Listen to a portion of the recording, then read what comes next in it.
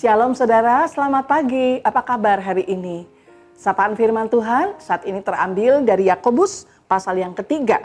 Saya bacakan ayat ke-14. Demikian bunyi firman Tuhan. Jika kamu menaruh perasaan iri hati dan kamu mementingkan diri sendiri, janganlah kamu memegahkan diri dan janganlah berdusta melawan kebenaran. Ayat 16. Sebab di mana ada iri hati dan mementingkan diri sendiri, di situ ada kekacauan dan segala macam perbuatan jahat.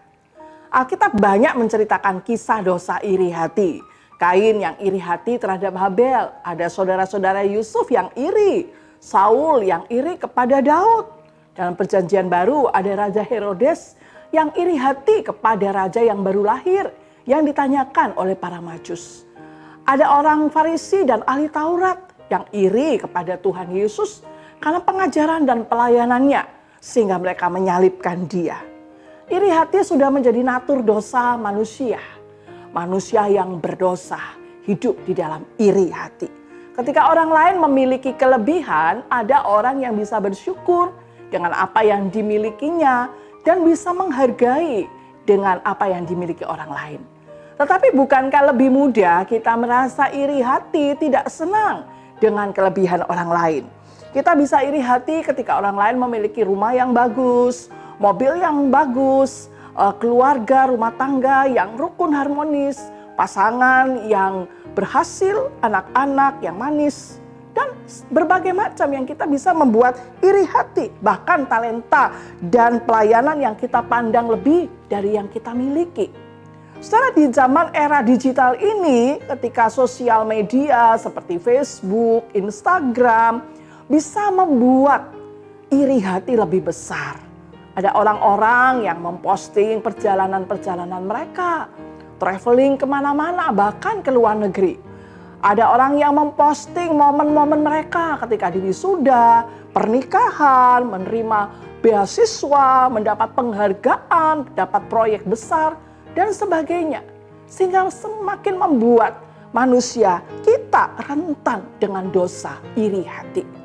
Alkitab menegaskan iri hati bukan hanya emosi negatif, tetapi iri hati sesungguhnya adalah dosa di hadapan Tuhan. Oleh Bapak Gereja, iri hati dimasukkan dalam dosa maut karena bertentangan dengan kasih. Iri hati tidak membuat orang bersukacita. Iri hati membuat orang bahkan curiga dengan kebaikan Tuhan. Iri hati membuat kita tidak bisa bersyukur karena di dalam hati kita ada perasaan marah, benci, dengki, bahkan senang dengan kejatuhan orang lain. Saudara, apa yang kita harus lakukan dengan dosa yang satu ini? Karena Amsal katakan iri hati membusukkan tulang, dia sangat berbahaya. Apa yang harus kita lakukan? Yang pertama, kita harus mengakui di hadapan Tuhan dan bertobat. Katakan kepada Tuhan, Tuhan, saya iri hati kepada si A. Tuhan, ambillah iri hati dalam hatiku dan gantikan dengan sukacita dan damai-Mu. Yang kedua, iri hati berurusan dengan masalah hati.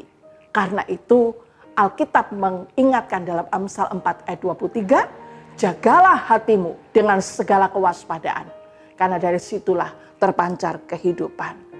Mohon Roh Kudus menolong saudara dan saya untuk membangun karakter kasih, membangun kemurahan hati dan ucapan syukur yang pasti bertentangan dengan iri hati.